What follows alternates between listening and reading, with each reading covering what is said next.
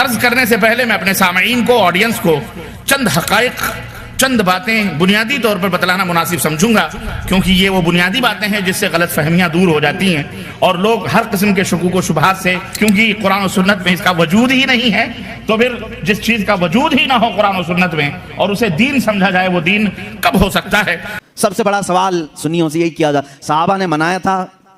تابعین نے منایا تھا، اولیاء نے منایا تھا، یہ تو اب کے زمانے میں منایا جا رہا ہے۔ ارے میاں وہ تو روز مناتے تھے میرے آقا کی میلاد،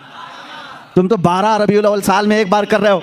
صحابہ روز مناتے تھے۔ اب میں یہ کہتا ہوں کہ جسے مدینے والوں کی خوش قسمتی ملی وہ میرے آقا کی میلاد منائے گا اور مدینے والوں میں اس کا حشر بھی ہوگا۔ اے وہابیوں، تم مکہ کے ابلیس کے ساتھ غم مناؤ اور تمہارا قیامت کے دن حشر انہی کی جماعت کے ساتھ ہوگا۔ ہم آج کمکمے بھی لگائیں، جھنڈے بھی لہرائیں، 12ویں شب کو علل اعلان کہیں، لیکن پھر بھی ان کے جو سوالات، ان کے جو اعتراضات ہیں وہ آپ کی خدمت میں رکھیں گے اور انشاءاللہ ایک ایک کا تجزیہ بھی کریں گے اور ایک ایک کی بخیے بھی ادھیڑیں گے اور ان کی پرخچیاں بھی اڑائیں گے اور دکھائیں گے آپ کو کہ ان دلائل کے جو انبار ان سے دھوئیں اڑ رہے ہیں یا غبار اڑ رہے ہیں، جن کی کوئی حقیقت اس کے سوا نہیں ہے۔ قرآن کریم کے حوالے سے اللہ رب العزت کا فرمان، اللہ رب العزت ارشاد فرمایا، اے وہ لوگو جو ایمان لائے ہو، اطیعوا اللہ واطیعوا الرسول، اللہ کی اطاعت کرو اور رسول کی اطاعت کرو، ولا تبطلوا اعمالکم، اور اپنے اعمال کو باطل نہ کرو، اپنے اعمال کو باطل نہ کرو۔ مفسرین نے، تفسیر کرنے والوں، صحابہ، تابعین، تبع تابعین، محدثین، سب اس بات پر متفق ہیں کہ اللہ کی اطاعت کرنا فرض ہے، رسول اللہ صلی اللہ علیہ وسلم کی اطاعت کرنا فرض ہے۔ ان کے جن جن باتوں پر فرمان کی مہر لگی ہے ان تمام باتوں کو ماننا، تسلیم کرنا ہر مسلمان کے اوپر فرض ہے، ضروری ہے اور اسے دین سمجھنا بھی ضروری ہے۔ البتہ جن باتوں پر قرآن اور سنت کی مہر نہیں لگی ہے اسے دین سمجھنا یہ بدعت ہے، ضلالت ہے، گمراہی۔ دوسری آیت کریمہ اللہ رب العزت فرمایا، اے میرے حبیب آپ کہہ دیجئے کہ اگر تم اللہ سے محبت کرتے ہو فاتبعونی، تو میری اتباع کرو، میری پیروی کرو، میری اطاعت کرو، میرے پیچھے پیچھے چلو،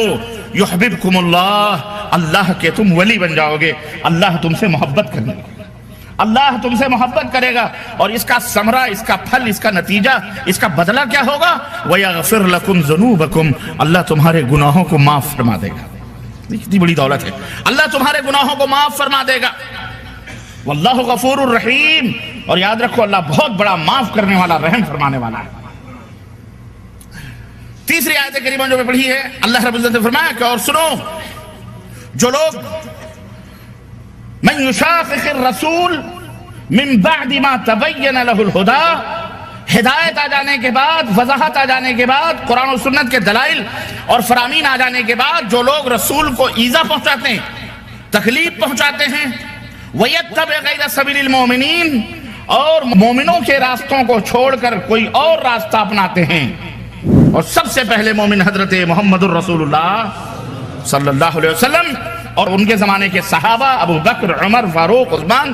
صحابہ، صحابیات 1,24,000 کم و بیش بعض روایتوں کے حساب سے، یہ سارے مومنین ہیں، یہ سارے مومنین ہیں، صادقین ہیں، جن کے بخشش کی اور جن سے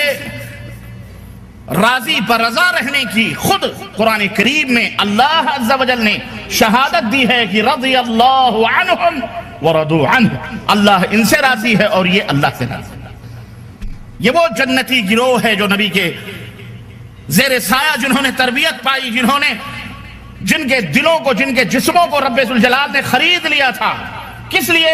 پیغمبر اسلام حضرت محمد الرسول اللہ صلی اللہ علیہ وسلم کے نقش قدم پر چلنے کے لیے۔ یہ وہ نقش اول ہیں، یہ وہ لوح مشق ہیں، وہی اترتی تھی نبی پر، تجربہ ہوتا تھا صحابہ پر، تھا ایسا تھی نہیں تھا، وہی اترتی تھی محمد الرسول اللہ صلی اللہ علیہ وسلم پر، وَأَقِیمُوا الصَّلَاةَ وَآتُوا الزَّکَاةَ، نماز قائم کرو، زکوٰۃ ادا کرو۔ اور لوح مشق اور عملی طور پر حکم کس کو دیا جاتا تھا؟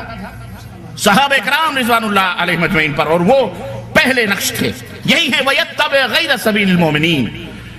مومنوں کے راستوں کو چھوڑ کر کوئی اور راستہ اپنانا، کوئی اور راستے پر عمل کرنا۔ اللہ فرماتا ہے نوَلِّهِ مَا تَوَلَّى، اس نے جو راستہ اختیار کیا ہے نبی اور صحابہ کے راستوں کو چھوڑ کر یا ان کے نقش قدم پر چلنے والوں کے راستوں کو چھوڑ کر اس نے جو دوسرا راستہ اختیار کیا ہے، اللہ فرماتا ہے ہم اسے اسی راہ پر چھوڑ دیں گے، وہ اسی راہ پر چلتا جائے گا نوَلِّهِ مَا تَوَلَّى، جس راستے پر وہ چل رہا ہے، وَنُصْلِهِ جَهَنَّمَ، اور اسی راستے سے ہم اسے جہنم میں داخل کریں گے، وَسَاءَتْ مَصِيرًا، اور جہنم کتنا برا ٹھکانہ ہے، اللہ ہم سب کو جہنم سے محفوظ رکھے، آمین یا رب العالمین۔ نبی کریم صلی اللہ علیہ وسلم نے فرمایا من احدث فی امرنا ھذا، ہمارے لائے ہوئے اس دین میں، اس حکم میں جو شخص کسی نئی بات کا اضافہ کرے فہو رد، تو وہ مردود ہے، وہ بات بھی مردود ہے اور وہ عمل کرنے والا بھی مردود ہے۔ صحیح بخاری کی روایت۔ جلوس جو ہے اس کی تاریخ اعلیٰ حضرت فاضل بریلوی رحمۃ اللہ تعالیٰ علیہ نے بھی فرمایا 8ویں صدی ہجری میں بعض الشاقان رسول نے جلوس نکال کر اپنے آقا کی بارگاہ میں خراج عقیدت پیش کیا۔ میرے عزیزو، میرے دوستو، قرآن کریم کی یہ آیات اور ایک حدیث پاک کی روشنی سے واضح طور پر یہ معلوم ہوا کہ اللہ اور اس کے رسول کی باتوں پر عمل کرنا ہمارے لیے ضروری ہے اور کسی کی باتوں کے اوپر عمل کرنا ہمارے لیے ضروری، اور اگر کوئی شخص، کوئی بھی امتی بڑا ہو یا چھوٹا، کوئی بھی امتی بڑا ہو یا چھوٹا، نبی کریم صلی اللہ علیہ وسلم کی مخالفت میں کوئی نیا کام ایجاد کرتا ہے یا اپنے طور پر کسی چیز کو دین سمجھ کر اسے رائج کرتا ہے،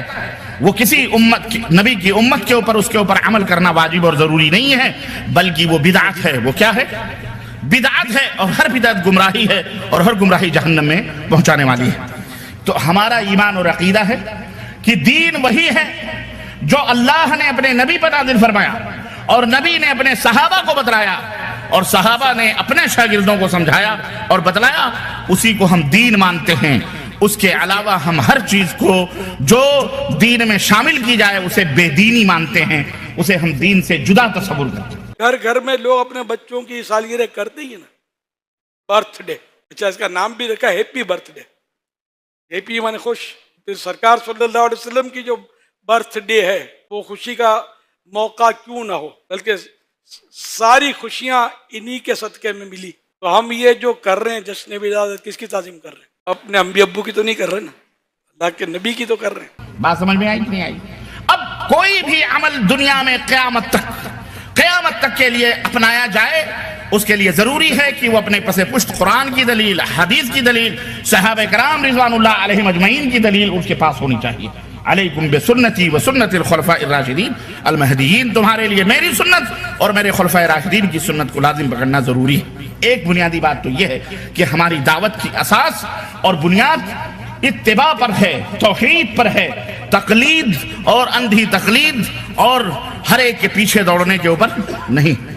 ہم اطاعت اور اتباع کے قائل ہیں، ہم تقلید کو حرام سمجھتے ہیں، تقلید کو ہم کیا سمجھتے ہیں؟ حرام سمجھتے ہیں، اندھی تقلید کو، کسی کے پیچھے دوڑنے کو بغیر دلیل اور بغیر ثبوت کے۔ الحمدللہ ہم جشن ولادت منا رہے ہیں اللہ کی رحمت سے۔ یہ چونکہ اللہ کی ایک بہت بڑی نعمت ہے پیارے آقا صلی اللہ علیہ وسلم، تو اللہ پاک کی رحمت اترنے کا جو دن ہوتا ہے وہ ظاہر خوشی کا دن ہوتا ہے۔ قرآن شریف میں بھی اللہ کی رحمت کا ذکر ہے، چنانچہ سورہ یونس آیت نمبر 58 میں ارشاد ہوتا ہے قل بفضل اللہ وبرحمتہ فبذلک فلیفرحوا هو خیر مما یجمعون۔ ترجمہ کنز ایمان، تم فرماؤ اللہ ہی کے فضل اور اسی کی رحمت اور اسی پر چاہیے کہ خوشی کریں، وہ ان کے سب دھن دولت سے بہتر ہے۔ اللہ کے فضل پر، اللہ کی رحمت پر خوشی کا قرآن کریم میں ترغیب دی گئی ہے۔ اور سرکار صلی اللہ علیہ وسلم رحمت ہے یا نہیں ہے؟ ہم قرآن سے پوچھ لیتے ہیں کہ اللہ کے سچے کلام تو رہنمائی فرما، تو قرآن میں ارشاد ہوا وَمَا أَرْسَلْنَاكَ إِلَّا رَحْمَةً لِلْعَالَمِينَ۔ ترجمہ کنز ایمان، اور ہم نے تمہیں نہ بھیجا مگر رحمت سارے جہان کے لیے۔ تو یوں سرکار صلی اللہ علیہ وسلم تمام عالمین کے لیے، سارے جہانوں کے لیے رحمت بن کر تشریف لیا ہے۔ اور اللہ نے قرآن کریم میں ہمیں فرمایا ہوئے اللہ ہی کے فضل اور اسی کی رحمت اور اسی پر چاہیے کہ خوشی کریں۔ ہم خوشی کر رہے ہیں۔ یہ ذہن میں رکھیں کہ قرآن اور احادیث کی دلیل دے دینا کمال نہیں ہے، بلکہ قرآن اور احادیث کی دلیلوں کو اس انداز سے سمجھنا جس طرح سے ہمارے سلف نے سمجھا ہے، نبی کریم صلی اللہ علیہ وسلم نے جس طرح اپنے صحابہ کو سمجھایا ہے، صحابہ نے اپنے شاگردوں کو، اپنے اطاعت کرنے، اپنی پیروی کرنے والے، اپنے پیچھے آنے والے تابعین کو، تبع تابعین کو سمجھایا ہے، اسی طرح سے قرآن و حدیث کو سمجھا جائے گا۔ اب اس کے علاوہ جو سلف سے